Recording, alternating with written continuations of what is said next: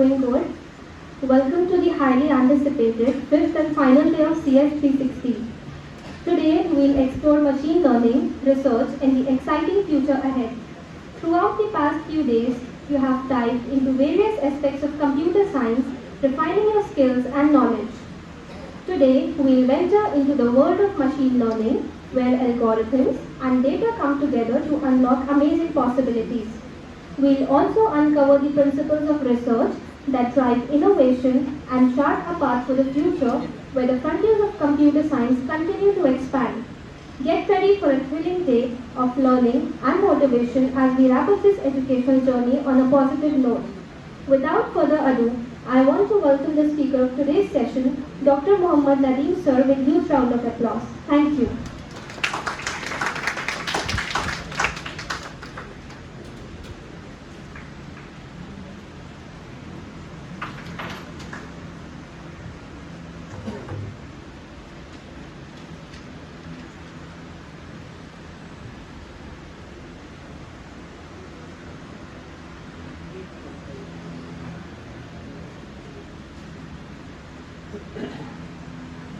Assalamualaikum and very good afternoon to all of you. I hope all of you are benefited with this workshop CS 360. And if I seem like a bit off today, I am off actually. I'm not feeling really good, but it's still I'm able to talk to you regarding the research a little bit. Now, let's start with the workshop itself. So I hope you learn something. I should not say a lot because it is not easy to grasp all these things in one day workshop or 2 day workshop or within 2 hours or something. But at least you get some idea of how things work out. What, let's say, what Android is, how you can write a few things regarding that, where to start at least, what are the IDEs related to that. I hope you have some knowledge related to web technologies also. At least you got familiar with the basic terms, HTML, PHP, whatever you have discussed, others. And so I hope this workshop was helpful to all of you. And before moving to discuss the research part and all, let me congratulate all the organizers of this workshop also, because it takes a lot of time and pain, in fact, to go through all these details. It is not so easy. Let's say Sari will present something today. He has been preparing for the same for the last 10 days and 1 week. बहुत सारी शायद class भी miss की होंगी उन्होंने to prepare that. But it's the very nature of these kind of things. If you want to get involved in something, then you have to dedicate time for that. So a big round of applause for all the volunteers who have spent some time, a lot of time in that. And their work after this workshop is not over. Now they have to prepare the certificates and all. So congratulations to all of you. I can see a lot of them sitting in the first row. Now this workshop, as I told you, can only give you a platform. You have to carry on your journey by yourself. And one thing, whatever skill you want to learn, be very, thoughtful about that. Think about that first, because you cannot jump into multiple technologies simultaneously. Take one dimension and 2 dimension and carry out your journey in that case. And whatever field you are thinking about or want to go, कहीं भी आप जाना चाहते हैं किसी भी domain में, programming is the necessity. Programming skills, basic programming skills, they are the necessity. You must have learn that by now. आपने कोई भी टेक्नोलॉजी सीखी होगी, जितना भी आपका एक्सपोजर हुआ इस वर्कशॉप में, everything is based on programming language. And the basics of programming, they remain the same. So data types will remain the same.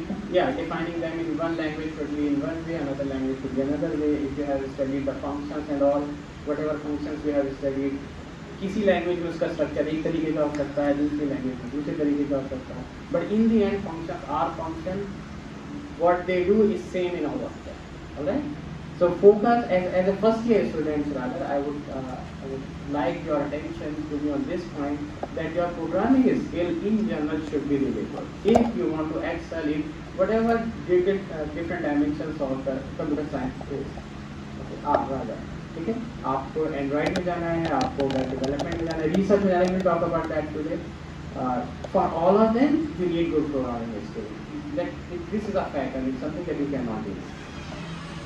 Now let's start with the research. I will not take too much time because Salim has to cover a lot of things. Let's start with the research itself. So let me start with that. At this point, what is your motivation to go after research? Especially the first year. What is the motivation? Because if you're not clear about that, it just seems fascinating. New buzz terms coming up every other day. You hear AI, you hear deep learning, and you say that it seems like very catchy, so try karte hain. Then this is not the right way. For the BSc first year students, at least you have very good reason to follow the research. Let me tell you, the 4-year degree course. First of all, since you are 4-year degree course, you can apply after graduation to anywhere in the world and you won't be denied on the basis of the duration of the course.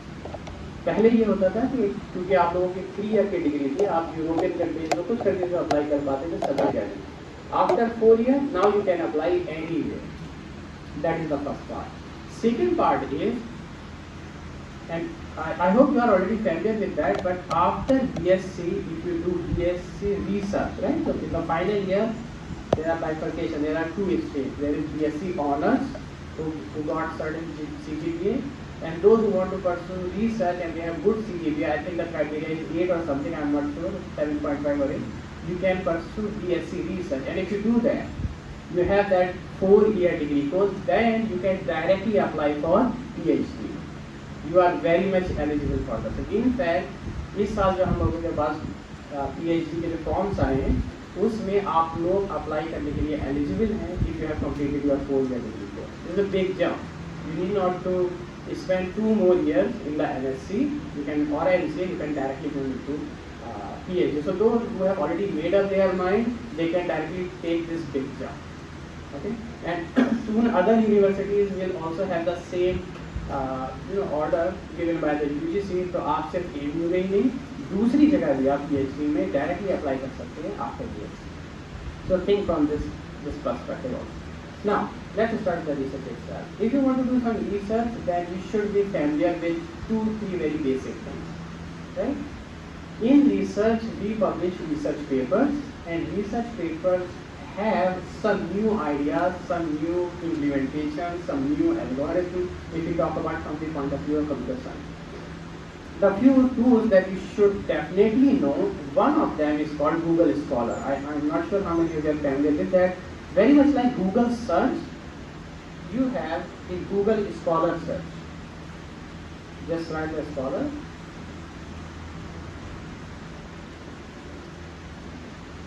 This is Google Scholar, and Google Scholar is a special search engine just for searching out the research articles.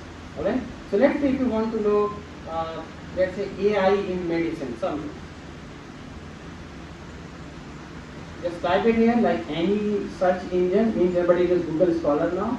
The moment you will write it, you will find these research papers, and all of them are research papers. And you can learn about them. Let's open the first line here. And this is a research paper by itself. You can read about that, what they are talking about. AI is a general pattern, applies this and that. So usually research papers are really long. If you have access to these research papers, doesn't mean that you will be able to download the full research paper, because most of them come with subscription. You pay them, then only you get access to their research. But sometimes you will find that PDFs are also available. Okay? So PDFs, they contain the whole research paper. And through that you can have some basic idea, I guess, called abstract, what this research paper is all about, what they are doing. But if you want to read in detail, then in some cases you might have access. किसी case में ऐसा हो सकता है कि आपको access नहीं है. So you can go through that, you can read it, what is there in the research paper. As you can see, that it is not easy to write a research paper. Right? It contains a lot of details. It requires technical skills, programming skills, a good domain and all. So often students come and they are not sure from which point they should start their research. And the starting point is often the case. But it's a very typical structure, and you can read about the research paper just like that. Let's talk about the tools first. So Google Scholar is one of them that you should be familiar with. Another one is called Scopus. Now, what Scopus is? Scopus is a database of almost all the research papers that are published in a specific field. Okay, as you can see here, this is Scopus, and when you write something there, you will get the list of all the research papers related to that domain only. Let me write the same thing once again. So AI in medicine.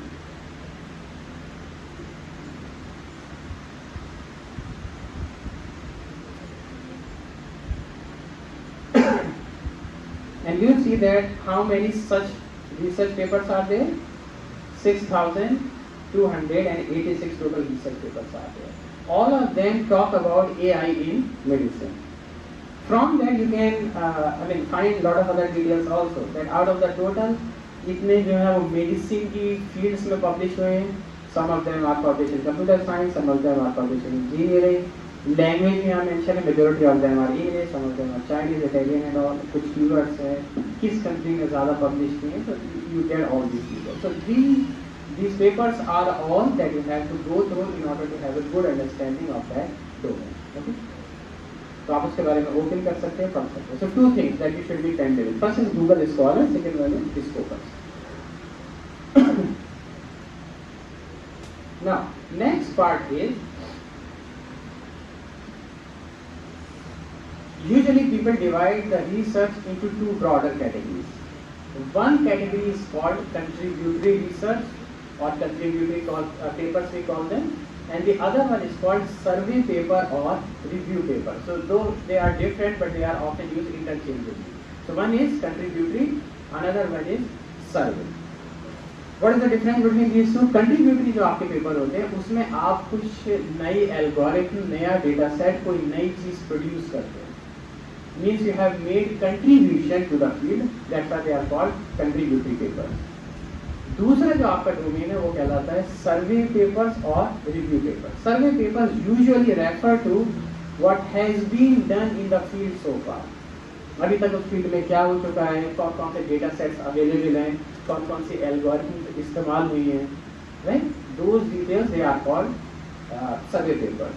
And if you write some new algorithm, some new database, they are called contributory papers. Now, obviously, it is very difficult to write contributory paper at the initial stage. Giving up new algorithm, coming up with new data set is not easy. What is easy to write a review paper or survey paper, and it's a good thing to start with that. Why? Because if you write a review paper and some survey paper, you get familiar with what is happening in that field, who are the major research topics or domains of that field, कौन कौन से उस field के famous databases हैं, कौन कौन सी algorithm अभी तक इस्तेमाल की जा चुकी हैं, what are the results and all. So you have a basic understanding of terms and technologies of those that research domain. So whenever students come to me, I often ask them rather to start with a review paper and survey paper. Now it is very easy to write such a paper. At least the basic paper is very easy to write. Let's say you want to write a survey paper. By the way, there are already papers like this, but once again, let's say you want to write a survey paper on AI in medicine. Okay? So you will go onto the Scopus database, आप keyword डालेंगे, you will search, and when you will search, you will get all these documents. And if you go on to the analyze results, you see that tab here, then half of the part of your job is already done. Now you will see this trend. What does it tell? That from 1948 onwards, it was kind of same. After 2004, it is increasing, and in between 2018 and 20 around, there is a sudden jump. And research papers published in these fields are all of a sudden more than 1,000. Now you can write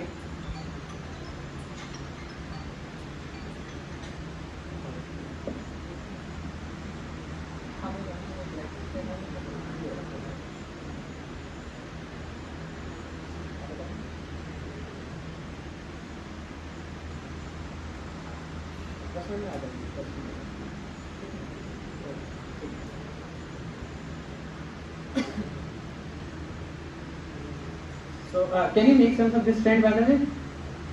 तो आप इसे directly अपने research paper में क्या कर सकते हैं, introduce कर सकते हैं. तो आपके रिसर्च पेपर का टाइटल होगा AI in medicine a survey, and you are telling people that how the trend is changing. You can directly input that in your research paper. Let's go first more. Documents by others. So who are the major research in this field? So whoever this person is he has contributed a lot in this field. If you see his paper are around 20. So that is also some new information that you have produced in your research paper. So in your survey paper, review paper, you can add that detail also. There are other things also like documents by affiliation. So who are the major universities, institutes and colleges who are working in this field? As you can see, Harvard is on the top, Toronto University is afterward. So these are the major contributors in this field. This is something, once again, a new information that you can add. And there are many other types of graphs here. Okay, these are the types of tables. Okay, just give them. Subject area. So most of them belong to the medicine domain, but some of them belong to the computer science domain, some of them belong to the biochemistry. So you can put all these details in your research paper. Okay. Once again, it is not an easy thing. You have to write a lot of content also, or ChatGPT generated content नहीं चलता है. Because the moment you will submit it, there are tools to tell which part is generated through AI tools. They have tools like that. जो tool किसी भी type की information generate कर सकते हैं, वो ये भी बता सकते हैं कौन सा पार्ट किस टूल ने जनरेट किया. So you cannot copy from here and there. There are plagiarism tools. You cannot copy from AI tools. There are tools which tell that that part is copied from ChatGPT, GPT-4 or something else. Okay. So you cannot do either. You have to write a lot of text by yourself. Obviously, it is very difficult. आप लोगों को एक page अपने आप से लिखना मुश्किल पड़ता है. That is in the starting. Right? जब आप लोगों से रिपोर्ट लिखने के लिए कहा जाता है प्रोजेक्ट में, तो everybody has system testing. The same system testing I do not know how. या तो आप वो सब एक ही प्रोफेसर के पास जाते हैं और मोस्ट प्रॉब्लम फॉर्मुलेशन भी सेम. कई बार तो प्रोजेक्ट के टाइटल टेक्स्ट में बदलना भी भूल जाते हैं. So the on top it is hospital management system, but inside it is hotel management system. कोई बात नहीं, जो खाना बनाते हैं वो जो है आपका इलाज भी कर लेंगे. Don't seem the same thing, but it is difficult. Actually, coming up with new thoughts and writing it by yourself is not an easy thing. Even for professional writers, it takes time. Okay? That's why I always suggest that if you want to go into research, that make a group first, or join the existing group, and divide your work. If you have 4 or 5 people, and we will see that thing also. If you have 4 or 5 people working on the same thing, and you can have as many authors as you want in a research paper, every will get the credit, but your work will be divided. Okay? Now, let's see what the students have already done. And I would be happy to take your queries, so let me sign in first.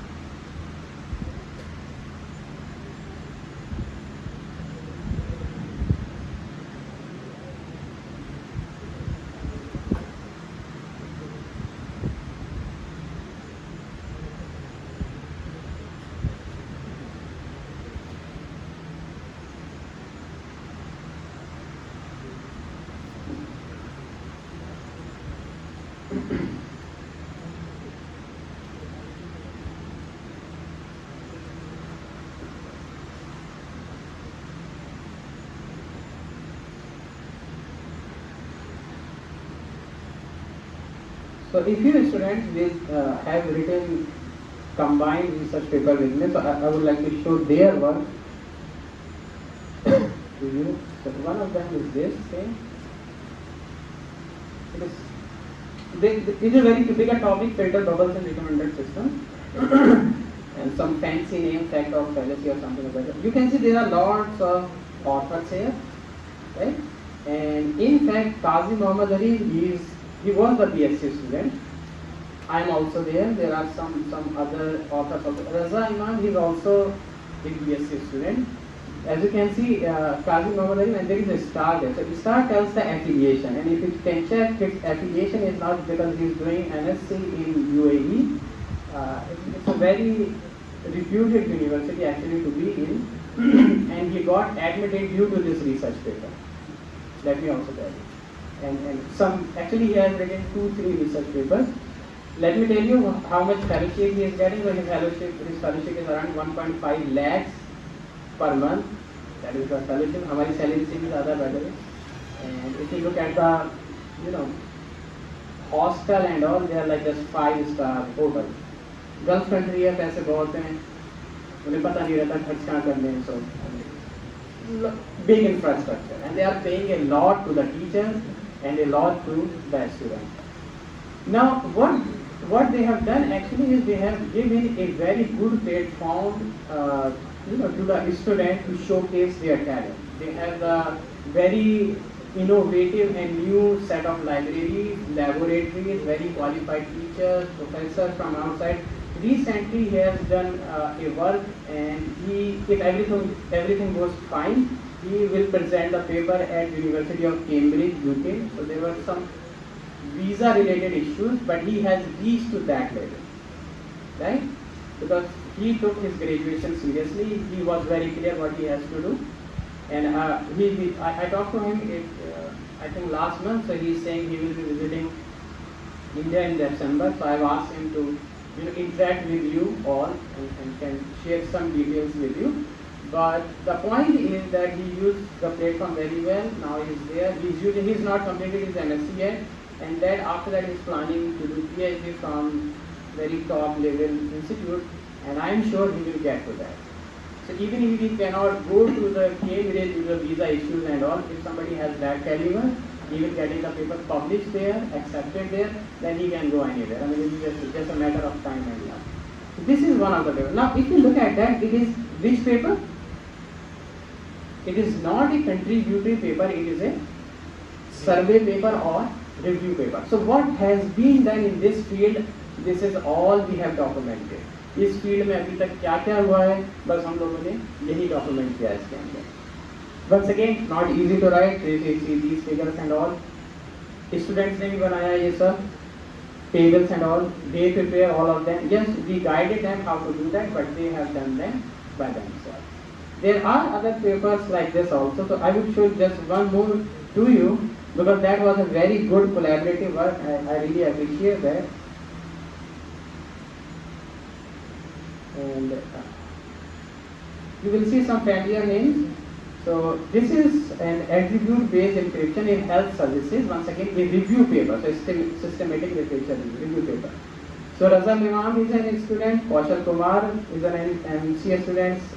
Sayyid Mehran Raza. So Mehran has been, he has gone to Germany now. He got a scholarship last year, I think. So he has also done. Rumi Sadaf is a student. Noor Fatima is a student. So all of them are they are students.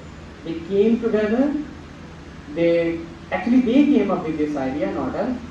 They asked for the guidance. We guided them. It's a very lengthy paper, but all of them contributed a summary. Somebody they only prepared the picture. So उन्होंने सिर्फ pictures ही बनाई.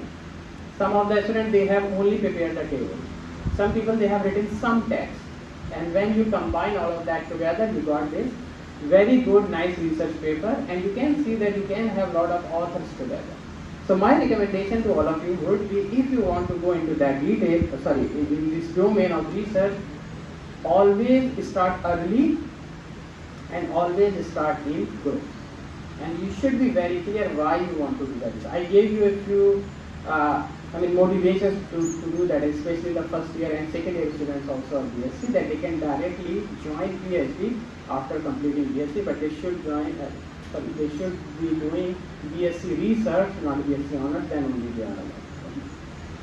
And last thing is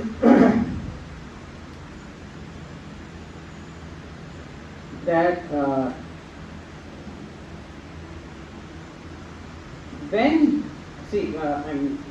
rather the practical consideration I am telling you.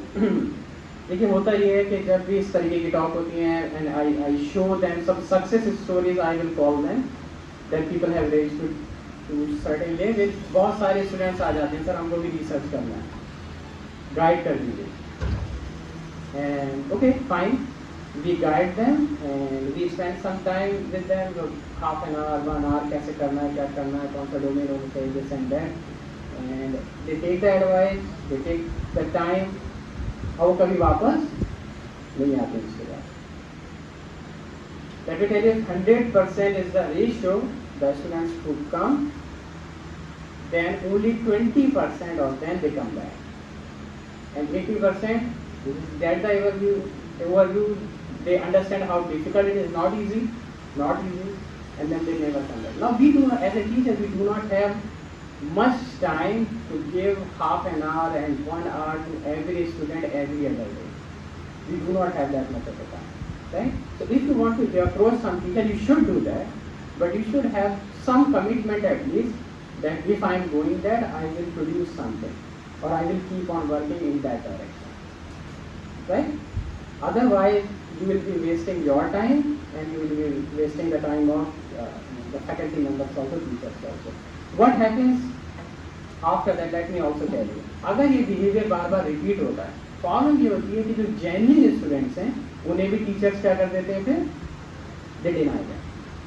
वो एक और आ गए, लेकिन थोड़ी देर सुनेंगे फिर कभी वापस नहीं आएंगे. So they do not have that much time either. Okay?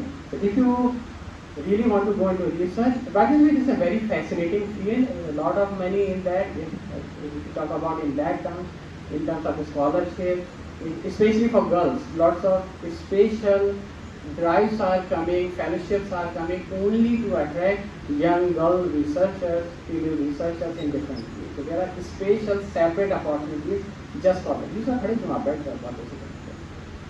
right? So be careful while if you want to do the research, and you have to spend a lot of time writing and learning, then only you can do and good thing. Lastly, I think over my so I will not take more than 5 minutes. देखिए एक चीज़ आप लोग ध्यान रखिएगा कि जब भी आप कोई भी काम करें या करते हैं, कोशिश करनी चाहिए कि उसका ऑब्जेक्ट एंड गोल क्लियर हो, and if you get something and if you do not get something, you just keep on going in that direction. You need to follow that for some time. When many students come to me and they ask, sir, programming में बहुत दिक्कत हो रहा है, या इस language में दिक्कत हो रहा है, इस लैंग्वेज में दिक्कत हो रहा है, then my simple answer to them most of the time is how much time you have spent on that. अगर आप कोई चीज़ वाकई लर्न करना चाहते हैं, it means you have to give at least 2 to 3 months in a dedicated manner only to that. Then only you will be able to learn that thing. Otherwise, आप आज ढाबे में बैठेंगे तो डिसाइड होगा पाइथन पढ़नी है, कल बैठेंगे तो होगा कि नहीं यार पाइथन तो पुराना हो गया, लेट्स स्टार्ट विद एंगुलर, परसों कुछ और हो जाता है वो, and you just keep circling around the technology about the programming. Same happens with the research also. कुछ स्टूडेंट्स आते हैं, I want to do AI पढ़ा थोड़ा सा, बहुत डिफिकल्ट है, let me switch to the something else. Cyber security बहुत आसान नहीं है, let me move to the cloud computing. Whatever you want to learn, you have to spend some time doing that, and what you get is a by product. You need to keep on moving in that direction, whatever you want to learn. I learn a lot about famous people and all. इस साल के जो Nobel prize winners थे उनके बारे में भी मैंने पढ़ा थोड़ा सा अभी. Physics is a lady in physics and all. So I was just learning about her routine and all. You see most of the and आप ये मत समझिए कि अरे सर तो नोबेल प्राइज विनर का जो है एग्जाम भी दे रहे हैं और वो कहाँ हम कहाँ. Yes, this is true, but let's focus on what they do that makes them different. देखिए वो अपनी रिसर्च लैब में काम करते हैं, जो भी प्रॉब्लम आती है उसे सॉल्व करने की कोशिश करते हैं. ठीक है, जो रिकग्निशन मिल जाता है अच्छा है, जो रिकग्निशन नहीं मिला कोई बात नहीं, keep on moving. It doesn't mean if they get a Nobel prize on their library का शटर गिरा हुआ. एवरीबडी नोज नाउ कि मैं बहुत बड़ा रिसर्चर हूँ, मुझे नोबेल प्राइज मिल गया है और अब मुझे कुछ और प्रूव करने की ज़रूरत नहीं. The very next day, the day they are given the Nobel Prize, the very next day you will see them sitting in the lab, doing something else, reading something, doing some research and all. This is their life. So most of the time recognition and achievement, they are the byproduct of the work that you do. They are not the goal, they are the byproduct. And this is the problem I see often in students, that At the very first moment, they look for the achievement, not for how much we have learned and how much we need to spend in that. Achievement चाहिए. Let me tell you also that, and I do not want to, I mean, do not take it otherwise, but बहुत से लोग जो CSS या computer science society का part होना चाहते हैं, उनका मेन ऑब्जेक्टिव ये नहीं है कि आप, not all of them, but not that कि मुझे कुछ सर्व करना है, और if I will be part of society I will learn something new, I will make some new grow. उनका ये है कि मेरा जो है या CV में ऐड हो जाएगा, और क्या होगा, दूसरी चीज़ में बता देता हूँ आपको, और वेब पेज पे फोटो आ जाएगा, और फिर मैं सोशल मीडिया पे शेयर कर सकता हूँ, लोग I am the proud member of this and that, and I really hate that culture actually. आप कुछ स्टूडेंट्स को देखेंगे बाहर, अलीगढ़ में बाहर भी IIT कानपुर लिखा होगा और घूम रहे हैं. What is that? Is show off, right? Somebody is working in Google, T-shirt पर हर जगह गूगल है, फेसबुक पर हर जगह गूगल है उनके, लोग Google, they are googling around everywhere. What is this? Is a show off. ये show off, look I am something. उनके पास और कुछ दिखाने के लिए है नहीं, जो थोड़ा बहुत है, that is everything for them. Right? So don't follow that. And especially for, I'm saying that from this platform because first year students are there. Next year they will be joining the society too. Okay? So I want society members be like that. That are the role models for their juniors, and they are good at something. I want them to be the part of the computer science society. If you are good at communication, it's something. Good at programming, good at communication, good at something else. I really highly recommend that. Rather than कि किसी तरह किसी चीज़ का part बन जाए, जबकि volunteer बन जाए, वो ग्रुप ज्वाइन कर. अभी कुछ दिन पहले एक स्टूडेंट आए थे, सर कहने लगे सर मुझे कंप्यूटर साइंस सोसाइटी ज्वाइन करना था. गुड, आपको क्या आता है बताइए थोड़ा सा.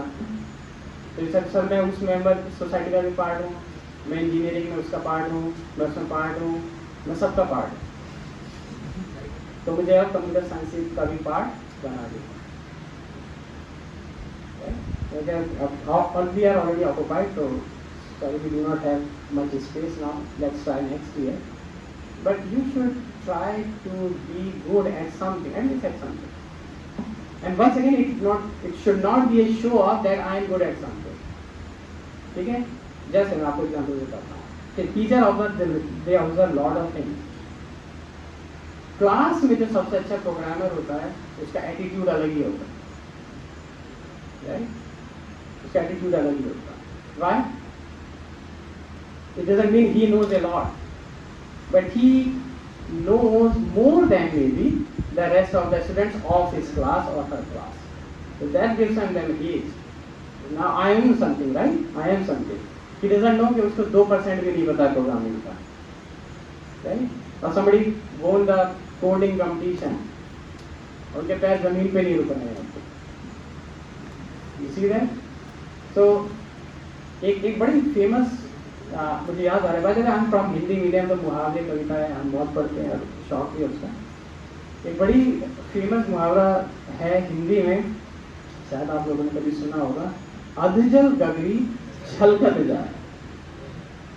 And you will see that those who are good at something, they are knowledgeable, they are good, they never show off what they know, they never show of.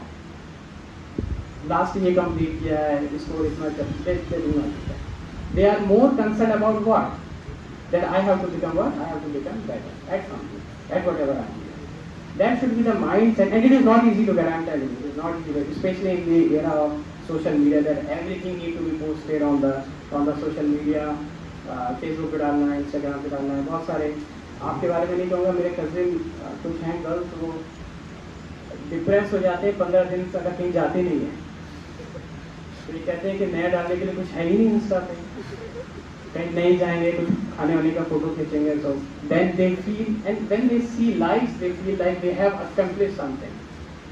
कुछ उनको मिल गया. And this is the very nature of social media. By the way, once again, it's not a matter of show, but I do not use social media at all. I only use WhatsApp. वो भी mandatory हो गया है अभी Covid के बाद से, आपको करने पड़ते हैं. But I do not use social media at all, Facebook, Instagram, because I have other important things to do. Rather than wasting my time on social media. देखिए, सोशल मीडिया आपके लिए बहुत अच्छा है अगर आप इन्फ्लुएंसर हैं, टू क्रिएट द कंटेंट. लेकिन अगर आप कंज्यूमर हैं, This is the first thing that you can have. This is the first thing you can have. So I would really recommend if you can, अगर आप 5 social media पे हैं, देखिए Snapchat पे अगर आपका जो अवतार है वो आपकी तरह लग भी रहा है, तभी आपने कोई बहुत बड़ा काम नहीं कर लिया। रात भर जाग के जो है बाल सेट करना और कलर सेट करने की जरूरत नहीं है, ठीक है। तो खास टिपिकल लैंग्वेज में कहते हैं तीर नहीं मारा है, right? But this is how, by the way, this is how the social media, they are built actually. They are built on our need of feeling superior and showing off to ourselves and feeling better about ourselves every time, every other. So I really recommend, अगर आप 5 के हैं तो 3 पे account बना लीजिए, ठीक है, 2 छोड़ दीजिए। अगर 10 घंटे देते हैं तो 5 घंटे कम कर दीजिए। And this graduation and even post graduation, you are in the most crucial time of your life from the perspective of career. Graduation post graduation में जो आप पढ़ते हैं सीखते हैं वही जिंदगी भर आपके साथ रहता है और उसी लाइन पे आप जिंदगी भर चलते हैं। जैसे वो ब्रेड एंड बटर इंडिया, जिन स्टूडेंट्स का मैंने आपको एग्जाम्पल दिया उन्होंने थोड़ा सा वक्त पढ़ाई को दिया, इसका मतलब ये नहीं है कि वो क्या कहते हैं योगी हो गए हैं, मतलब योगी का मतलब है कि कमरे में बंद हो गए या संन्यास ले लिया है कि बस अब तो पढ़ाई करनी नहीं। They spend only some time, dedicated time for their study. That is only thing. आगे बैठिए चाय पीके, कौन मना कर रहा है आप लोगों को, ठीक है। अलीगढ़ में ढाबे पे नहीं जाएंगे तो कहाँ जाएंगे, जाइए पीजिए चाय पीके, दोस्तों के साथ घूमिए, हर चीज़ करिए। लेकिन अगर आप पूरा दिन take a good look at your routine, the whole routine, क्या करते हैं आप सुबह से उठ के रात तक फॉर योर असेसमेंट, मुझे बताने की जरूरत नहीं। मानिए आप 1 बजे उठते हैं, ऑब्वियसली 3 बजे सोएंगे तो 1 ही बजे उठेंगे, फिर आप सीधा लंच कर लेते हैं, क्लास दिन होता है तो आ जाते हैं, वरना शाम में आपको पता ही है कैसे टाइम कटता है। और अगर रात में तो सीरीज कंप्लीट करनी होती है, आई नो, तो आपने सीरीज का एपिसोड कंप्लीट कर लिया, 12वां सीजन आया हुआ है, अभी तक देखा नहीं तो क्या देगा, and then once again you go to sleep. If this is your routine, then there is obviously a problem with that. So what I am recommending to you is just spend some time, some dedicated time, maybe 2 hours, if 2 hours are more, just 1 hour, to the studies, जिस dimension में आप करना चाहते हैं उसमें आप सही से पढ़िए, उसमें आप कुछ सीखिए, and hopefully this workshop will give you some starting point at least in that direction. Okay? And research, regarding research, I have discussed with you. If you want to start, then start with the survey paper. किस domain में आपको सर्वे करना है वो आपको start करना पड़ेगा, ठीक है। थोड़ा सा AI मेडिसिन है, कुछ सर्च करिए और उसमें स्टार्ट करिए। It's not very difficult, but keep on going in that direction is difficult and you have to have some perseverance, some commitment in order to go into that direction. So thanks all of you for your patient listening and kind support, and I once again congratulate all of you, and especially the members of the society for conducting this very nice workshop, and I hope we will conduct these workshops in near future with some more. Okay, thank you all.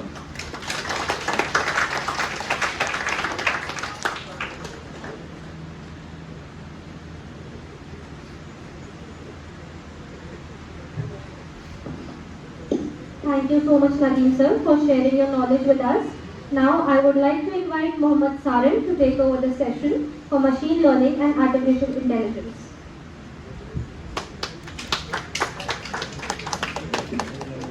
Hello everyone. I will thank you everyone who is here for a time to coming to the workshop. So, to our agenda today.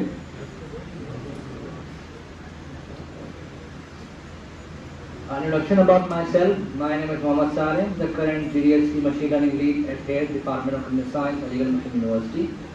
And I will be teaching you and guiding you through the world of AI, its applications and so on. As we don't have much time, so we won't be going much to the practical implementation, more towards the theoretical implementation of machine learning. Okay.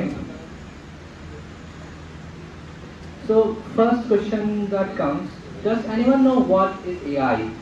Anyone?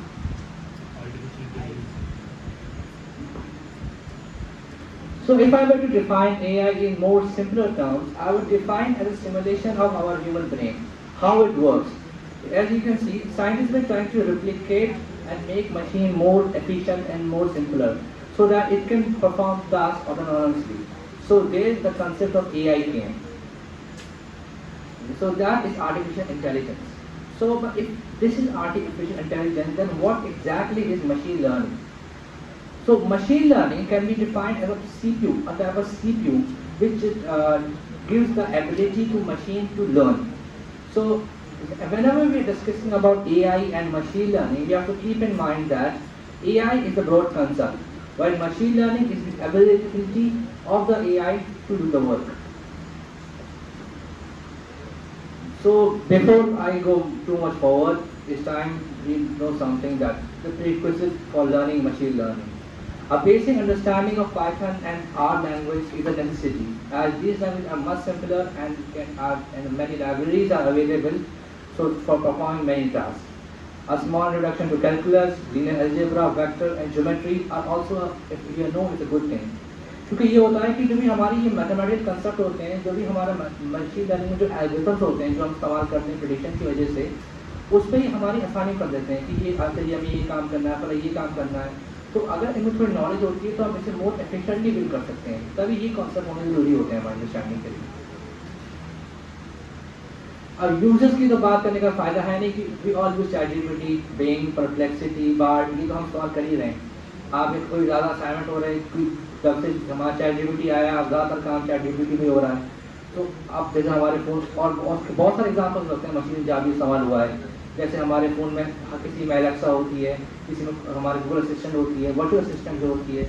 अगर आप देखते हो कि cricket match में किसी ने ये ball फेंकी तो बॉल का किस तरह एंगल जा रहा है, उसे रेप्लिकेशन करना, तो वो इमेज एंड वीडियो एनालिसिस में आता है. समराइजेशन, अब तो आजकल तो AI वेबसाइट बना रहता है आपकी, कोऑर्डिनेशन, उसके AI के बहुत से एप्लीकेशन है भी का हम अपने फिंगर से भी काउंट नहीं कर सकते. Second, this is an important diagram which help us understand like the broad concept of AI. तो AI होता है वो बेसिकली तीन मेन चीज़ों को बना होता है: machine learning, neural network and deep learning.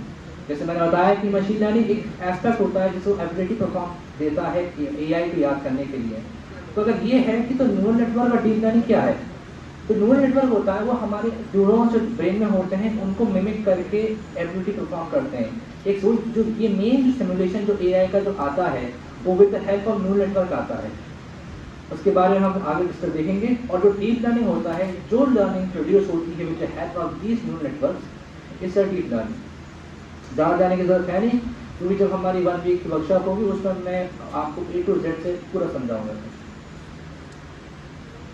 Then जब भी हम लोग मशीन लर्निंग का या कोई भी हमें AI एप्लीकेशन क्रिएट करना है तो ये 7 स्टेप्स हमें फॉलो करने होते हैं इन दिस ऑर्डर. पहले business understanding, data collection, data cleaning, data visualisation, model building, deployment and final validation. जब हम लोग पहले हमारा टॉपिक आता है बिजनेस अंडरस्टैंडिंग. इसको हम लोग बोलते हैं also understanding the problem that we want to solve. अगर हम कोई मशीन लर्निंग AI एप्लीकेशन बनाना है और हमें पता नहीं है कि इसका क्या फ़ायदा होने वाला है, तो हमारा बिजनेस अंडरस्टैंडिंग का फेल है.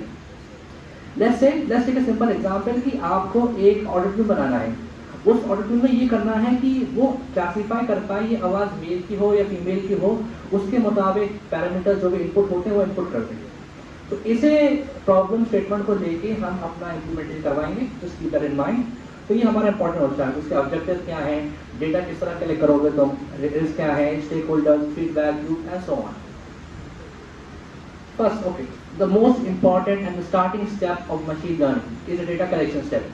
इस स्टेप में हम लोग डेटा कलेक्ट करते हैं so that the data can be used to build more and better machine learning models. तो अब डेटा कहाँ से कलेक्ट करें? तो डेटा हमारा इंटरव्यू कर लिया, क्वेश्चनरीज कर लिया, सर्वे कर लिया, अलग अलग हमने रिव्यूज से उठा लिए. तो डेटा कलेक्ट करना बहुत इंपॉर्टेंट होता है क्योंकि हमें एक आइडिया दे देता है कि जो भी हमारा मशीन लर्निंग बिल्ड हो रहा है वो किस पैरामीटर्स पे काम करेगा, किस वेरिएबल्स पे काम करेगा और किस तरह काम करेगा. और जैसे फॉर एग्जाम्पल हम याद अभी तो हम लर्न कर रहे हैं, basically we are not much proficient in this field. तो कुछ रिसोर्सेज होते हैं, जो कुछ साइट्स होती हैं जो हमें फ्री डेटा सेट प्रोवाइड करती हैं, जिसकी मदद से हम लोग अच्छे मशीन लर्निंग मॉडल करते हैं. जैसे केगल हो गया, गूगल डेटा सर्च होगा, डेटा हब.io. अगर आपको किसी की हेल्थ पे स्पेसिफिकली काम करना है तो वी हैव ग्लोबल रिपोजिटरी और डेटा रिपोजिटरी. जिसमें आपको हर तरह का डेटा मिल जाएगा audited to health. Secondly, now the important step, data cleaning. तो ये डेटा क्लीनिंग जो स्टेप होता है वो हमारा, जो भी आप मशीन लर्निंग से भी काम करोगे, you would spend more than 50% of your time in doing data cleaning. इस स्टेप को हम डेटा प्री प्रोसेसिंग भी कहते हैं। इस स्टेप में हम क्या करते हैं, जो भी हमारा डेटा है वो एक सही फॉर्मेट में नहीं है जो मशीन समझ पाए, कुछ ऐसा है, कुछ बड़ा धमाका है। और ये याद रखना जरूरी है, जो मशीन लर्निंग की बात होगी, स्पेसिफिक मशीन लर्निंग, उसमें जो डेटा जो हमारा इनपुट होता है वो in the form of numerical format होता है। अब डेटा आपका एग्जाम्पल डेटा आया, डेटा नंबर फॉर्मेट में नहीं है, एग्जाम्पल आपने भी सर्वे लिया, उसमें येस और नो आंसर दे रखा है, तो येस और नो को हम प्रॉपर फॉर्मेट में कन्वर्ट करेंगे, बाइनरी फॉर्मेट में कन्वर्ट करेंगे 1 से 0 में, तो मशीन को समझ पाए कि ये है, ये है, ये है। तो इसको हमें करवाने के लिए हमारी 2 बेसिक लाइब्रेरीज होती हैं, उसे हम साइंटिफिक कंप्यूटर लाइब्रेरीज बोलते हैं। एक होता है पांडास और एक होता है हमारी नंबाई। सेकेंडली, उसके बाद अब आपने डेटा क्लीन कर लिया है, डेटा विजुलाइज कर लिया है, तो अब आप क्या करोगे, डेटा को आप समझ कैसे पाओगे कि डेटा आपका मतलब ढंग से आप अपने जो भी स्टेक होल्डर्स हैं, जो भी जानने वाले हैं, उन्हें बता कैसे पाओगे, अच्छा इसमें ये काम हुआ है, इसमें वो काम हुआ है। तो डेटा विजुलाइजेशन हमें एक दिखाता है कि डेटा जो है हमारा जो भी काम हुआ है ये विजुअल फॉर्मेट में ऐसा दिखेगा। Let's take an example.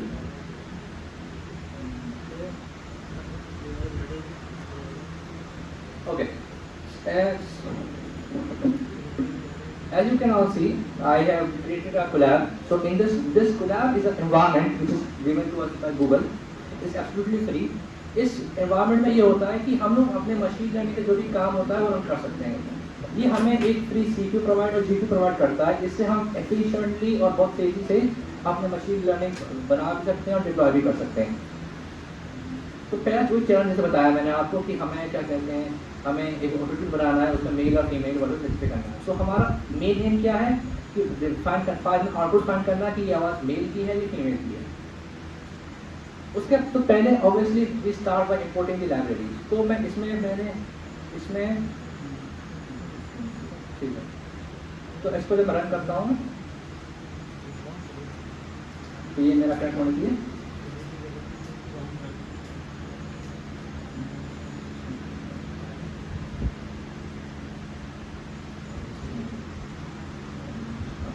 As not selected दिखा रहे हैं यहाँ से।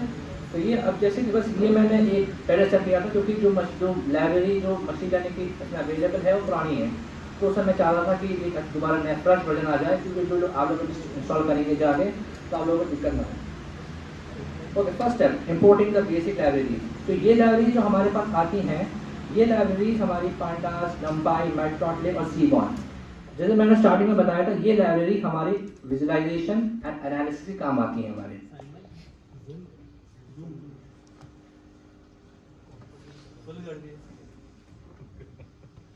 Is everyone can see? Hello? No?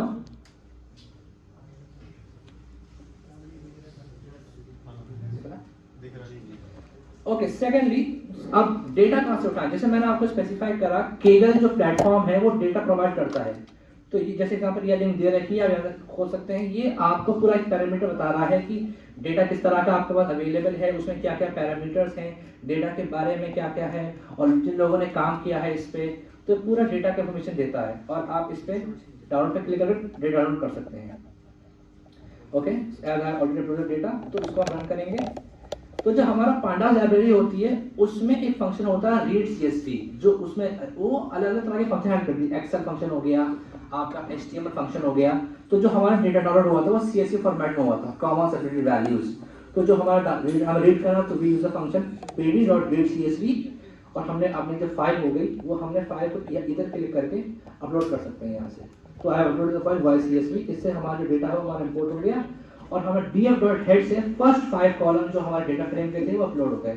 इससे आपको मालूम पड़ गया ये पैरामीटर्स हैं, ये पूरा इसका है। अब हमें पहले तो हमारा इंपॉर्टेंट मालूम करने के क्या क्या कॉलम से हम लोग डील कर रहे हैं। तो हमने करा, तो हमें मालूम पड़ गया कि mean frequency, standard, median, Q25, Q75, फला धमाका, ये हमारे मीडियंस हैं। Okay, now let's talk about the data pre processing part. तो पहले लेट्स काउंट द शेप। जो शेप फंक्शन जो होता है df.shape हमें बताता है कि हमारे जो भी डेटा फ्रेम है जो हमारे एक्सेल फाइल में है उसमें कितने रोज और कितने कॉलम हैं। अब यहाँ मान लो वी हैव 21 कॉलम्स एंड 3, 1, 6, 8 रोज। अब जब भी नेमिंग कन्वेंशन की बात आते हैं, आपने पहले पढ़ा होगा कि जो फुल स्टॉप जो होता है किसी पीरियड बोलते हैं, वो इस्तेमाल करना अच्छा होता नहीं है। और यहाँ देखें, यहाँ में जो हमारा sp.spent है, इसमें फुल स्टॉप लगा हुआ है।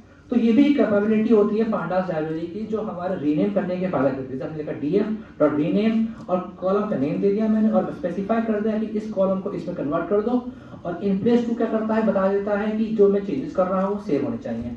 और जैसे रन करा, मैंने दोबारा कॉलम डाल दिया, तो आप देख रहे हो जो हमारा sp.spent था उसमें अंडरस्कोर आ गया है। ओके, अब जो हमारा एक और फंक्शन था इन्फो लाइब्रेरी। जो इन्फो लाइब्रेरी होता है वो बताता है कि जो भी हमारे डेटा टाइप्स हैं हमारे डेटा फ्रेम में, वो किस तरह के हैं। जैसे यहाँ आपको दिख रहा है मेन फ्रीक्वेंसी फ्लोट टाइप में है, एसडी फ्लोट टाइप में है। तो अब मैंने स्टार्टिंग में ये बताया था कि जो भी हमारा मशीन लर्निंग होता है वो इंटीजर या लेती है, न्यूमेरिकल फॉर्मेट लेती है। अब आप देख रहे हैं जो लेवल डेटा है वो हमारा ऑब्जेक्ट डेटा है, मतलब वो नेमिंग फॉर्मेट में है। तो वो हमें चाहिए नहीं, क्योंकि मॉडल हमारा ट्रेन नहीं हो पाएगा फिर। तो हमने क्या करा, अब एक और फंक्शन होता है डिस्क्राइब के नाम से। तो डिस्क्राइब फंक्शन होता है वो बता देता है कि इसमें जो हमारा हर कॉलम में, एवरी कॉलम में इसका कितना बार रिपीट हो रहा है एक चीज, इसकी पूरे कॉलम की मीन कितनी है, स्टैंडर्ड डेविएशन कितना है, मिनिमम वैल्यू कितनी है, मैक्सिमम वैल्यू कितनी है, इसकी क्या क्या परसेंटाइल लिखी है। तो पूरी नॉलेज जो चाहिए आपको वो इसमें मालूम पड़ जाएगी आपको। अब यहाँ और बेस्ट एक और प्रोसेस होता है, उसमें मालूम पड़ता है कि इसमें कोई नल वैल्यूज है क्या नहीं। तो जब df.isNull लगाते हैं तो इससे मालूम पड़ जाता है कि कोई नल वैल्यूज हमारे में है क्या नहीं। क्योंकि अगर कोई भी डेटा सेट में कोई वैल्यू हमारे गायब है तो उसका फिर ट्रीटमेंट का फायदा नहीं, उसे रिमूव करना चाहिए हमें। एज डेटा मैंने केगल से ले रखा है, केगल हमें पैसे डेटा प्रोवाइड करता है अच्छी तरीके से। तो आपने देखा होगा कि सब में जो भी नल वैल्यू 0 है, that's a really good thing. अब जैसे मैंने आपको बताया जो हमारा लेबल पार्ट था वो हमारा ऑब्जेक्ट पार्ट था, मतलब it's in some of a name और समथिंग। जैसे ऊपर जाके अगर मैं आपको दिखाऊं, मैं जो हमारा लेबल है वो देखो लेबल मेल लिखा हुआ है और उसका फीमेल का वर्जन नीचे जाके अरेंज है, तो ऊपर मेल है नीचे फीमेल है उसका। तो हमने क्या किया, हमने बेसिकली एसक्यूएल जो हमारी सेक्रेटरी लाइब्रेरी होती है मशीन लर्निंग की, उसमें एक फंक्शन होता है प्री प्रोसेसिंग। उसमें एक होता है लेबल एनकोडर। वो क्या करता है, जो भी हमारे पास ऑब्जेक्ट टाइप है उसे कन्वर्ट कर देता है इन डिफाइंड न्यूमेरिकल टाइप। जैसे हमने ऐसे करा, हमने जो हमारा जो लेबल वाला पार्ट था वो फिर ट्रांसफॉर्म हो गया न्यूमेरिकल में। अब जब हम लोग हेड खोलते हैं अपना, तो लास्ट में देख रहे हैं 111 आ गया। और अगर हम लोग इसमें जैसे I add one more column, और इसमें मैंने लिख दिया df.tail। टेल जो होता है लास्ट के 5 एलिमेंट बताते हैं हमारे क्या क्या फ्रेम के। तो इसमें देख रहे हो 0 आ रहा है, तो ऊपर मेल का पार्ट था, नीचे फीमेल का पार्ट था। अब हमें मालूम पड़ जा रहा है अब हमारा पूरा डेटा फ्रेम एक न्यूमेरिकल फॉर्मेट में आ गया है। Moving on, data visualisation. अब हमने कर तो लिया है, अब उस डेटा को प्रॉपर्ली आपकी तरफ, अब मैं क्या बोलता हूँ कि इतने मेल थे इतने फीमेल थे, जब तक आप विजुअली देख नहीं पाते तब तक आप समझने का भी फायदा होता नहीं हमारा। तो इससे मैंने काउंट करा कितने, इससे मालूम पड़ा है कि 1584 मतलब दोनों हमारे मेल और फीमेल दोनों इक्वल, इसमें इक्वल तरीके से दे गए हैं। अब इस डेटा का तो इतना कोई फायदा हो रहा नहीं कि आप समझ पा रहे नहीं कि 1584 दोनों सेम है, तो क्या हुआ। तो जो हमारी जो पाइपप्लॉट लाइब्रेरी होती है मैटप्लॉटलिब में, उससे हम लोग प्लॉट कर सकते हैं। तो हमने पीएलटी हमने डिफाइन करे थे ऊपर, हमने पाई चार्ट यहाँ लिख रहे हैं पाई चार्ट के लिए, और हम बता रहे हैं कि डेटा फ्रेम ये है हमारा, इसमें लेबल्स मेल और फीमेल होने चाहिए, और आउटपुट के जो परसेंटेज दे दें हमें। तो हमने इसको क्लिक करा शो करने के, रन करने के लिए। तो अब देखिए अब आपको विजुअली रिप्रेजेंट हो गया कि या इतने मेल है इतने फीमेल। इससे आप डेटा पढ़ने से ज्यादा आप फिगर देकर समझ जाओगे, अच्छा इसमें इक्वल रिप्रेजेंटेशन हो रहा है। अब लेट्स फाइंड कोरिलेशन। कोरिलेशन क्या होता है कि हर चीज के बीच में मान लो कि इसके बीच में क्या रिलेशनशिप है। अब आप देख रहे हो कि इतना ये बकवास इन्होंने लिखा हुआ है, कुछ समझ आ रहा नहीं किसी को। तो अब इतना अगर कोई लिखे आप दिखाओगे कोई भी क्लाइंट को, वो बोलेगा कि ये क्या बकवास उन्होंने दे रखा है। तो इसको भी बेस्ट वे होता है कि विजुअल रिप्रेजेंट करो। तो इसमें मैंने कहा एक होता है कोरिलेशन हीट मैप के नाम से, वो सीबॉर्न लाइब्रेरी में होता है हमारा। तो हमने बोला कोरिलेशन जो दिया है उसे कर दो, उसका मैंने कलर दे दिया कूलवाफ के नाम से। अब जब मैं इसे रन करूंगा तो अब देखिए अब आप बहुत अच्छी तरह समझ पा रहे हो कि इसमें क्या क्या हो रहा है, विजुअल रिप्रेजेंटेशन मिल रहा है आपको। और हमारा बहुत सारा स्कैटर प्लॉट होता है जो बताता है कि मतलब किसका डेटा हमारा फैला हुआ है डेटा फ्रेम, जितना स्कैटर प्लॉट है। और अगर आपको इस कोरिलेशन को एज अ स्कैटर प्लॉट चाहिए तो हमारी एक और होती है plt.sns में पेयर प्लॉट। जो पेयर प्लॉट होता है हर चीज का बता देता है कि इसमें किस तरह का स्कैटर प्लॉट बनेगा। देखिए आपने एक कमांड लिखा, पूरा आपका कोरिलेशन का बन गया। उसी तरह से हमारा बॉक्स प्लॉट होता है, सिर्फ प्लॉटिंग में होता है, और हमारा इस तरह कई सारे होते हैं हमारे पास। It was just an overview. So moving on, जब अब हमने बात कर ली डेटा एनालिसिस की और विजुअलाइजेशन के, तो हम अपने मेन टॉपिक पे आते हैं इस वर्कशॉप के, जो होता है मॉडल क्रिएशन। जब हम मॉडल क्रिएशन की बात करते हैं, there are three libraries that we have to keep in mind: scikit-learn, TensorFlow and Keras। जो scikit-learn लाइब्रेरी होती है वो मशीन लर्निंग की लाइब्रेरी होती है। तो उसमें ये होता है वो प्री बिल्डेड एल्गोरिथम प्रोवाइड करता है, जिसमें हमें कुछ ज्यादा काम करना नहीं होता, बस हमें अपना डेटा इनपुट करो, एल्गोरिथम रन करो और हमारा डेटा ट्रेन हो गया। That's all is machine learning, ज्यादा कुछ खास होता नहीं इसमें। और जब उसके बाद दो मेन लाइब्रेरीज आती है हमारी, टेंसरफ्लो और केरस। जो केरस होता है वो एक एपीआई होता है, टेंसरफ्लो के साथ काम करता है फॉर बिल्डिंग न्यूरल नेटवर्क्स।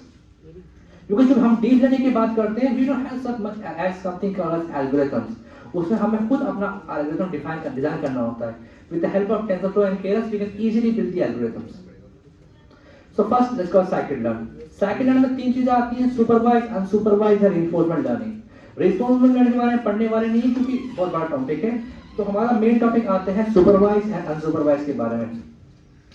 जब भी हम सुपरवाइज लर्निंग की बात करते हैं, आप इस तरह समझ सकते हैं कि आप जो भी काम कर रहे हो वो in the presence of someone कर रहे हो। जैसे आप पहले स्टूडेंट्स थे तो टीचर आपको बताता था ये इसका ऐड करोगे ये आंसर आएगा, तो उससे सुपरविजन की तरह काम करता है हमारा। तो हमारा जो सुपरवाइज लर्निंग होता है, इस type of algorithm which works, इस type of learning which works under supervision. जो भी हम डेटा इनपुट करते हैं उसमें बताते हैं कि इसका आउटपुट ये होगा।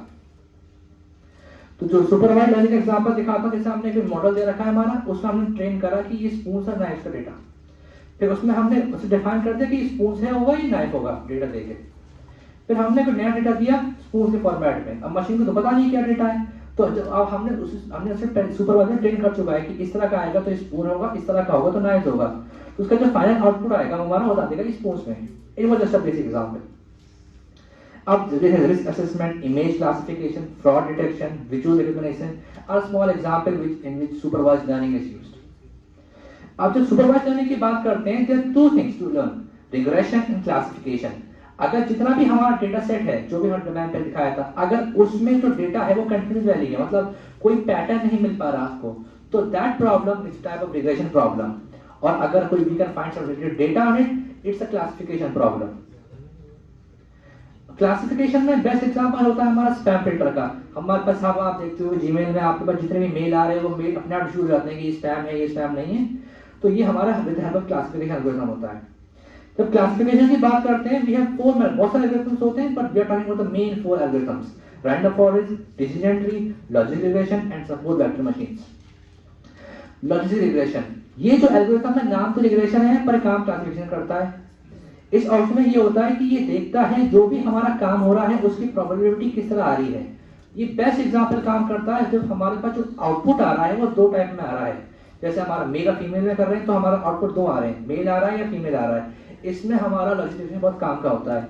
ये चेक करता है डेटा को पूरा देख के कि इसकी आने की क्या परसेंटेज है इसके इस डेटा के साथ। तो ये हमारा लॉजिक होता है। Secondly we have decision tree. Decision tree अगर ऐसा मानो कि आपके पास एग्जाम्पल दे रखा है स्पोर्ट्स का। अब स्पोर्ट्स में अगर आप डेटा दे रखा है, आपको उसमें बता रहा है कि pink ball, tennis, cricket, baseball. अब आपको प्रेडिक्ट करना है ये कहाँ कहाँ आते हैं। तो बेसिकली जो डिसीजन ट्री होता है वो एक ट्री बना देता है। तो ट्री क्या होता है, पूरा आपको हर हिस्से को डिवाइड कर देता है। जैसे स्पोर्ट्स में हमारा एक रैकेट स्पोर्ट्स हो गया, एक हमारा बैट स्पोर्ट हो गया। अब हमें मालूम पड़ गया कि रैकेट स्पोर्ट में रैकेट बॉल आ गया, पिंग बॉल हो गया, टेनिस हो गया, बैट स्पोर्ट हमारा क्रिकेट हो गया, बेसबॉल हो गया। तो ये देख रहे हैं, आप देख सकते हैं कि ये जो हमारा जितना भी काम हो रहा है वो एक ट्री फॉर्म में हो रहा है। इससे हम लोग इजीली समझ पा रहे हैं कि अच्छा इसकी कैटेगरी ये होगी, कैटेगरी ये होगी। तो एक प्रिसाइज लेवल पे ही हमारा डेटा को कर सकता है।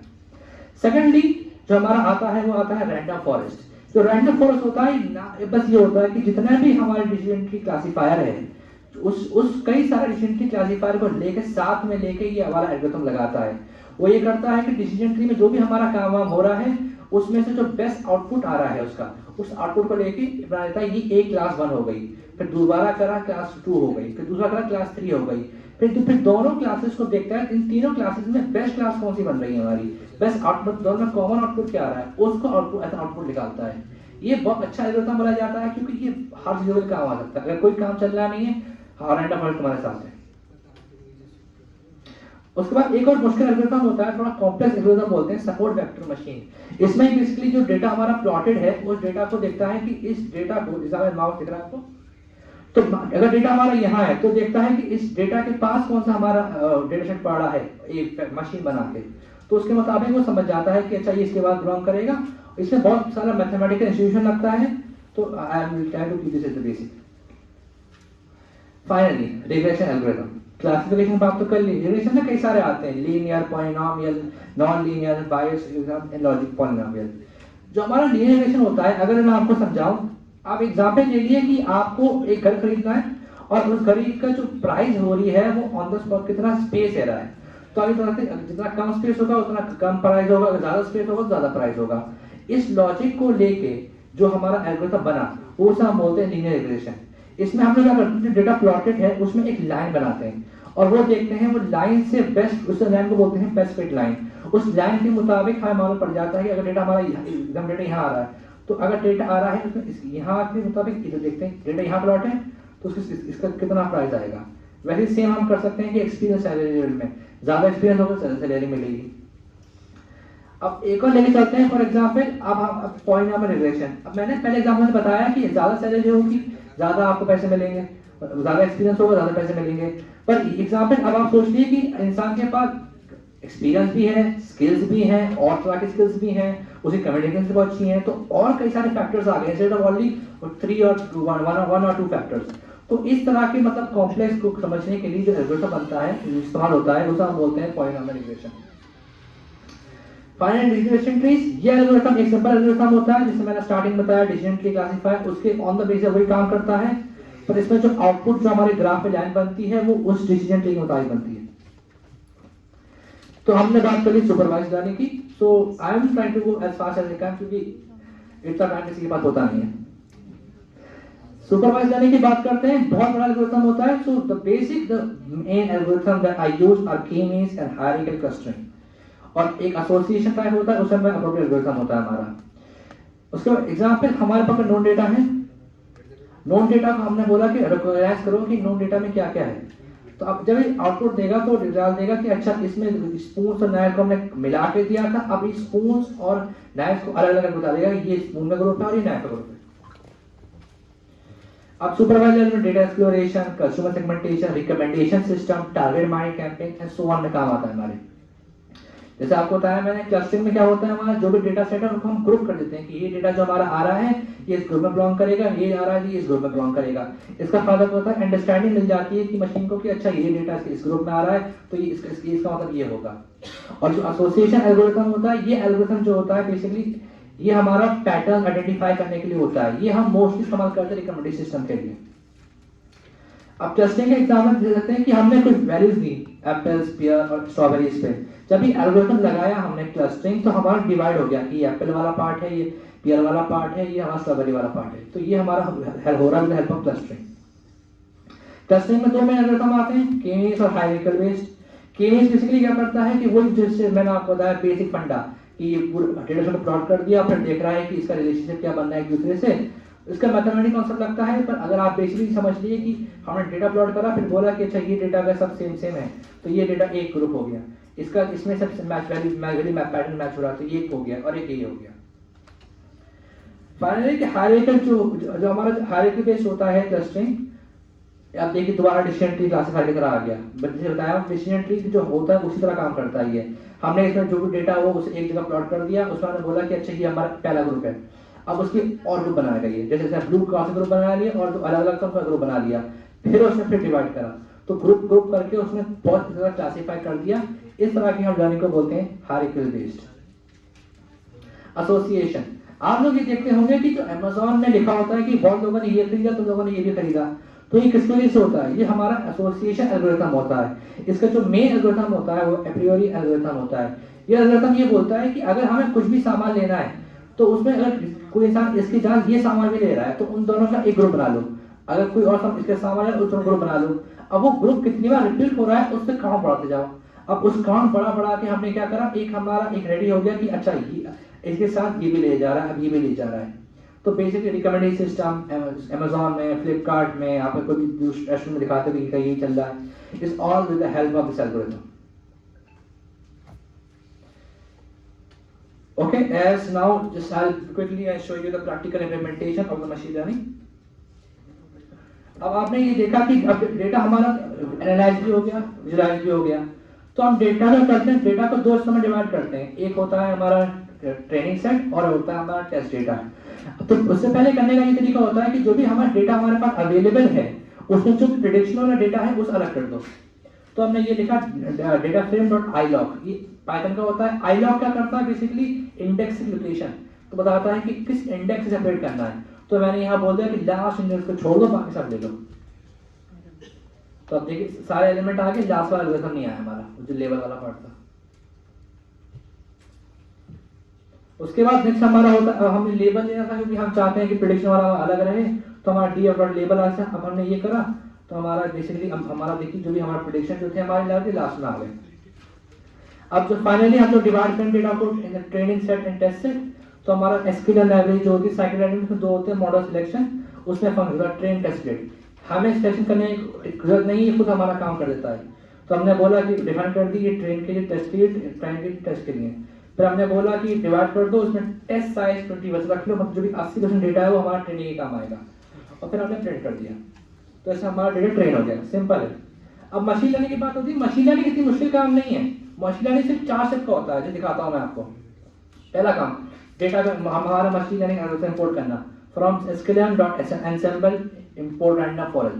ये है रैंडम फॉरेस्ट का आइडेंटिटी क्लासिफायर का बना हुआ है, तो आप यहाँ से इंपोर्ट कर सकते हो. अगर आपको समझना है तो आप काम कर सकते हो सीधे. अगर बस अपना माउस ले जाइए उसके ऊपर तो बता देगा कि एल्गोरिथम के बारे में पूरा. ये आपका फायदा है.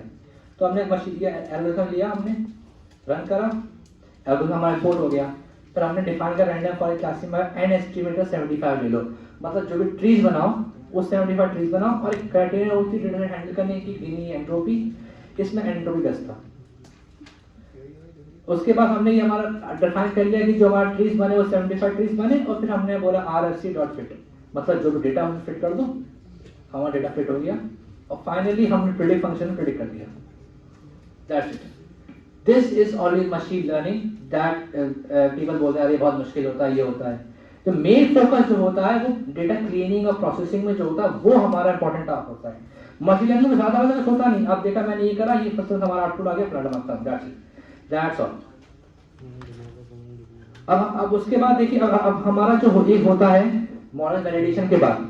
तो वैलिडेशन में क्या होता है, हम लोग बेसिक स्कोर निकालते हैं कि हमारा मॉडल कितना अच्छा है. तो जैसे हमने निकाला training score, testing score. Training score में क्या करा, हमने ट्रेन डेटा ले लिया और वाई स्कोर में टेस्ट डेटा ले लिया. इससे क्या हो गया, हमें मालूम पड़ गया कि ट्रेनिंग स्कोर की एक्यूरेसी 1 है, मतलब हमारा 100% कम, तो 100% हमारा ट्रेनिंग और टेस्टिंग एक्यूरेसी 0.97, मतलब 97% हमारा अच्छा है algorithm. That's a really good thing. और जब भी हम प्रेडिक्शन करते हैं यही बात रखनी चाहिए कि जो हमारा ट्रेनिंग और टेस्टिंग स्कोर ज्यादा है, ट्रेनिंग बहुत ज्यादा है, टेस्टिंग बहुत कम है, या टेस्टिंग बहुत ज्यादा है, ट्रेनिंग बहुत कम है, दोनों में एक दूसरे को ज्यादा डिफरेंस नहीं होना चाहिए हमारा. अब उसके बाद एक होता है हमारा क्लासिफिकेशन रिपोर्ट. ये रिपोर्ट बताती है हमारे एल्गोरिथम्स के बारे में. जैसे अब हमने निकाली कंफ्यूजन मैट्रिक्स. अब देखो मैंने ये लिखा 305 10 7 312. अब तो मैं लगभग समझ आ रहा है क्या है, तो उसको हम विजुलाइज कर देंगे. मैंने कमांड रन करा, अब तो ये विजुलाइज हो गया. जो कंफ्यूजन मैट्रिक्स ये बताता है कि इसमें 4 होते हैं, true positive, true negative, false positive, false negative. तो हमारा ट्रू पॉजिटिव ये वाला होता है, ट्रू नेगेटिव ये होता है, फॉल्स पॉजिटिव ये, फॉल्स नेगेटिव ये. ट्रू पॉजिटिव ये बोलता है कि इसका जो आउटपुट आ रहा था वो इसका आउटपुट ये आना चाहिए था और यही आउटपुट आ रहा है. तो देखिए 305. और उसका 312 बोल रहा है कि इसका आउटपुट ये नहीं आना चाहिए था और ये नहीं आ रहा है. That's good. अब आप देख रहे हैं 10 और यहाँ 7, इससे बता रहा है कि इसका आउटपुट सही आना चाहिए था और गलत आउटपुट आ रहा है, तो 10. और हमारा मेन एम होता है कि ये वाला और ये वाला जो हमारा फॉल्स पॉजिटिव और फॉल्स नेगेटिव है वो कम रहे. अब हमने इतना काम कर लिया, तो मैंने पूरे फंक्शन को बार बार हम लेके बार ट्रेन करें, तो मैंने अगर उनको एक फंक्शन बना दिया पाइथन में. ये बेसिकली हमारा टू टेस्ट डेटा लेगा, इंपोर्ट करेगा, पूरा काम हमारा खुद कर देगा. इसे रन करा, फंक्शन रेडी हो गया. अब इसमें हम लोग डिसीजन ट्री क्लासिफायर लगा लेंगे. इसमें मैंने क्राइटेरिया बता दी. हमने बोला कि मैक्सिमम जो हमारी ट्री की जो डिवाइडेशन हो वो 7 हो और मिनिमम स्प्लिट जो हो हमारी 20 बार हो. अब हमने देखा देखिए पूरा आ गया। ये जो हमारी ये सारी प्रेडिक्शंस हैं, टेस्टिंग फॉर कंफ्यूजन मैटर, कोई रिपोर्ट आ गई, रिपोर्ट बताती है कि पिकअप प्रेडिक्शन कितना है, रिकॉल कितना है, सपोर्ट कितना है, मतलब कितना अच्छा हमारा एल्गोरिथम है पूरा। एज हम लोग फेज न्यूमरिक कर सकते हैं, लग्जरिएशन कर सकते हैं एंड सो ऑन। उसके बाद जब हमने साइकिल के बारे में बात करी, जो अभी मैंने आपको मतलब 2-3 मिनट में जो मैंने आपको करके दिखाया, that is all machine learning. उसके बाद अगर हम लोग बात 5 साल पहले कर रहे होते तो मैं इस पार्ट में आपको बताता ही नहीं ये पार्ट होता क्या है, पर एज टेक्नोलॉजी इतनी एडवांस हो रही है, इट्स अ मस्ट दैट आपको पता होना चाहिए ये क्या होता क्या है। तो जब हम डीप लर्निंग की बात करते हैं तो there are 3 things that we must know, NLP, machine vision and neural network.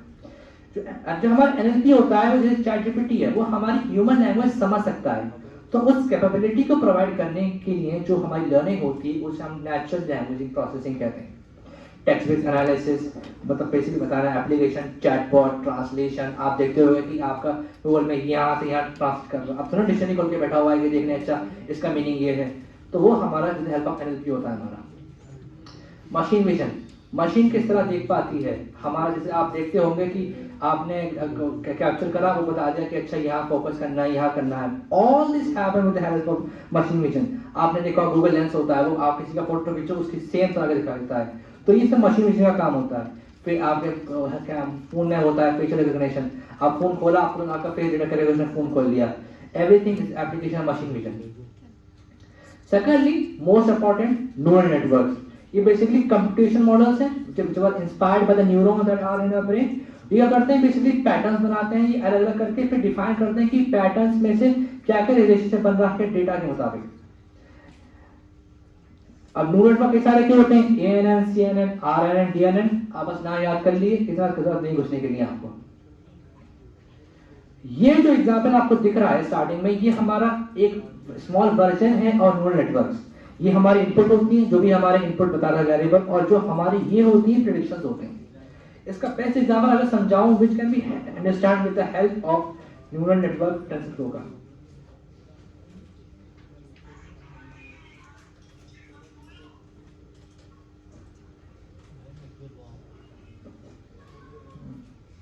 Okay, so this is a playground, basically a testing case for everyone to understand how exactly neural network work.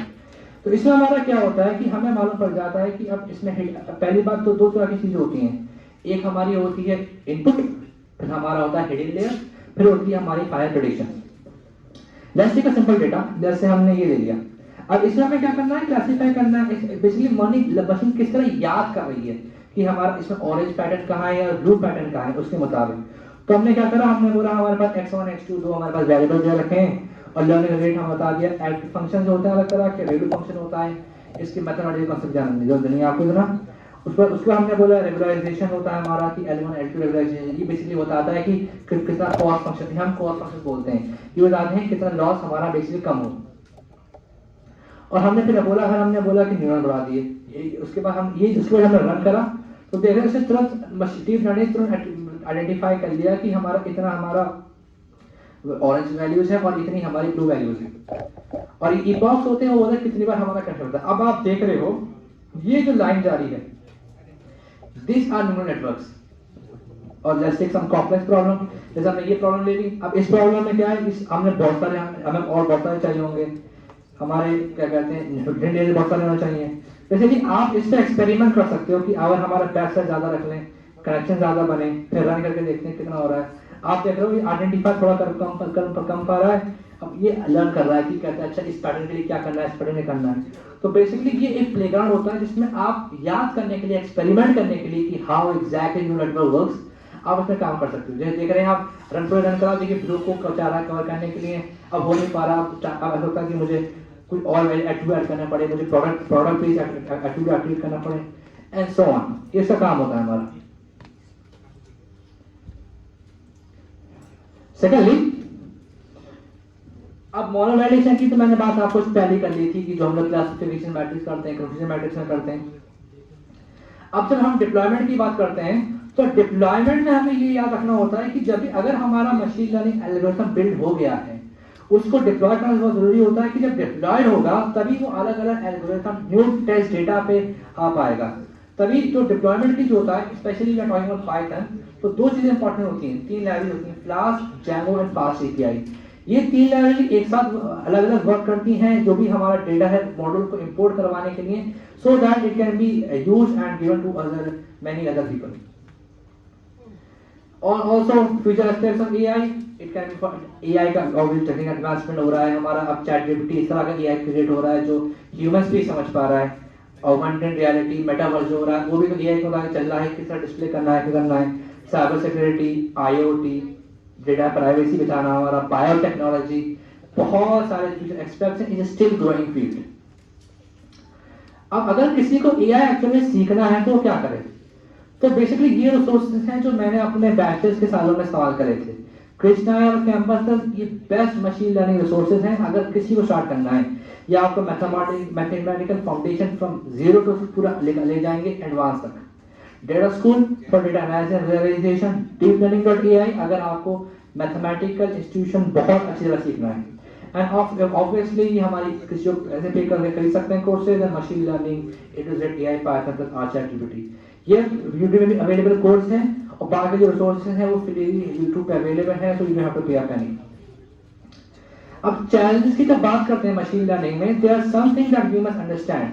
Data collection is also a challenge, तो data आप किस तरह collect कर पाओगे, किस तरह इस्तेमाल कर पाओगे डेटा। फिर बायस एंड फेयरनेस, डेटा हमारा जो आ रहा है वो सही नहीं आ रहा है, नहीं आ रहा है, हमारा मॉडल सही है क्या नहीं, मॉडल कितना सिक्योर है, ऐसा तो नहीं कि मॉडल में फालतू चीज उसके सही नहीं हो पा रहा, सिक्योरिटी, मॉडल हमारा एआई कितना सिक्योर है, ऐसा तो नहीं वो कहीं भी घुस कर रहा है, कंसर्न तो नहीं है लोगों की कि अरे ये एआई हमारा जॉब लूट लेगा। उसको continuous learning, this is a very important thing, क्योंकि जब अगर आप एआई की फील्ड में एंट्री करना चाहते हैं तो आपको ये रखना पड़ेगा कि you have to continuously learn, क्योंकि अगर याद नहीं करोगे तो कोई ना कोई आपकी पोजीशन ले लेगा। तो अभी आपको इंपॉर्टेंट होता है कि आप इस फील्ड को कंटिन्यूअसली याद करो। यस, जस्ट 5 minutes पर मोस्ट। कंक्लूजन तो आपका हमारा बेसिकली ये हो गया कि अगर मशीन लर्निंग जो है एक ट्रांसफॉर्मेटिव फील्ड है, ये कोई ऐसी वैसी फील्ड नहीं है कि आपको अगर अच्छा ये कर लेंगे अगर मन नहीं लगा, अगर आपको इस फील्ड में एक्चुअली में घुसना है तो आपको अपने आप को एआई रेडी बनाना पड़ेगा, क्योंकि एआई आजकल मैं देखता हूँ कि एआई टूल्स लोग बिल्कुल इस्तेमाल नहीं करते हैं, कहते बोलते हैं अरे एआई टूल्स ये हैं, अरे इसमें ये करना नहीं होता है। तो हमारी लाइफ को more efficient banana is the job of AI. So in conclusion I would advise everyone, तो अपना काम को आसान बनाइए।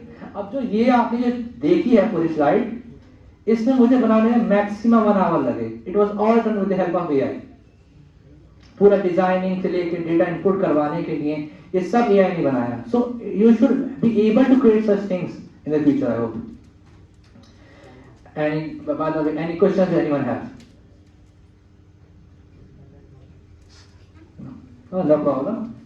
So, by conclusion, I would like to say that today was just not a workshop. It was an exploration of our future. As we have touched the phase of different objects like AI, machine learning, web development, Android, we have given you guys an overview on what can be your future and what you can explore. So let's embrace the opportunities and responsibilities that come with harnessing these capabilities and these models. Empowering ourselves to shape the future where intelligence knows no bound. Thank you everyone and hope you have a pleasant day.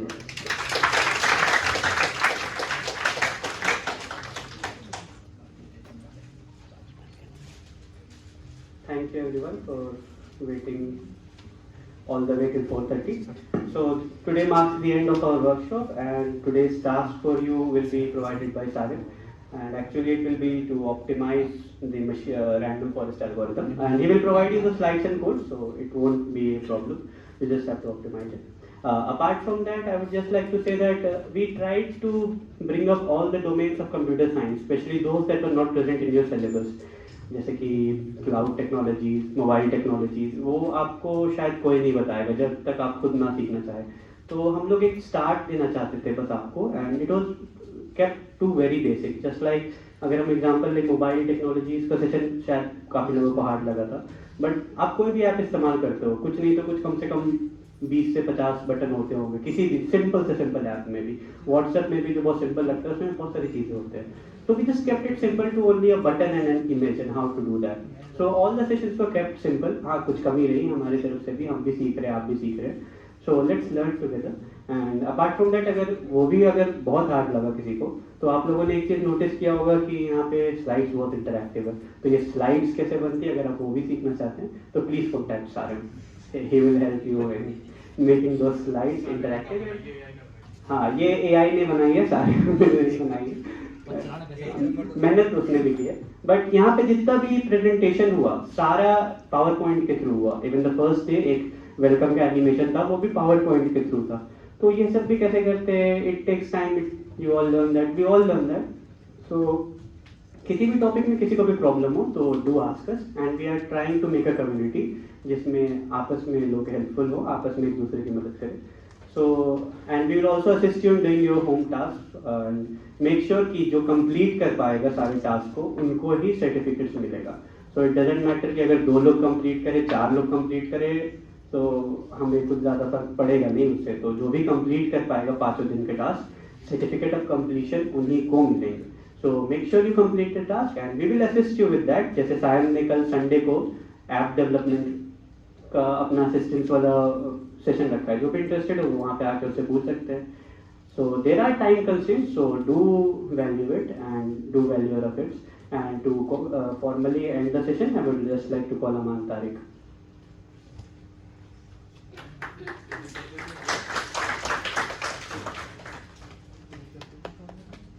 Thank you, Shukla. Assalamu alaikum everyone. I am Aman Tariq, standing here on behalf of this organizing committee. So I will share a vote of thanks from me. So first of all thanks to Allah. Now I would like to thanks to our chairman who gave us the permission for this event. Next, I would like to thanks to our Nadeem sir, who is also our convener. Now I would like to thanks to all the delegates who presented here. I would like to thanks to the organizing committee, especially Shibli Bhai, Ghazal Appi, Laiba Javed, and Jawad Bhai. I would like to thanks to the host of this program, Abiha Hassan, and me too. I would like to thanks the cameraman and camera women, Maz and Yusra, and also the PR members, Saad, Saif, Bakar, and Afi, and all the members. Lastly and importantly, I would like to presenting my gratitude and appreciation to all the participants who came here and gave their precious time. Thank you very much. आप लोग आते रहिए बस इस तरह अपना time लेकर. Thank you.